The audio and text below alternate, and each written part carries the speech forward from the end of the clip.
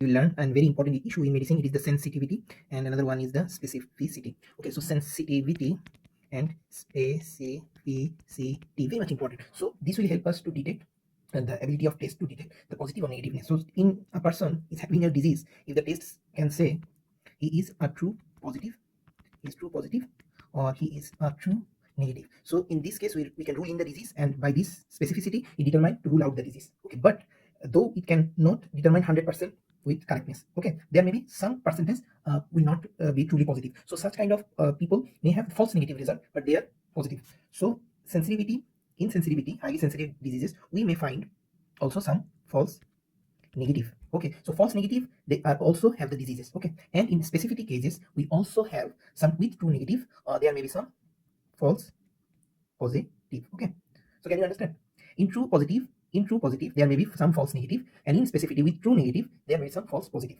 So the more it is, the more, like if I say that 95% this test is sensitive. Okay, so that means in 100 cases these 95 are truly positive. So there are 5% or 5 amount are there that are false negative. So I can write it in such a way: 95, 95 plus 5.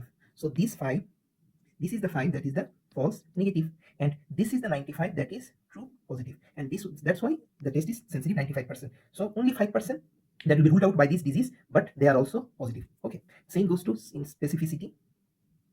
In specificity I can write, if specificity told 95% specific, so in 95% I can write in such a way. So in 95 that is truly negative. Okay, but for 100 there may be some 5%, the 5 of 100, that is the false positive. Okay, so you will not get full 100% specifically true negative. There may be some false positive that are also negative in the sense. So this determines the test.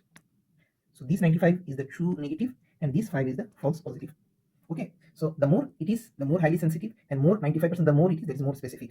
If a disease, if a test is highly sensitive and highly specific, that's a good test. Thank you.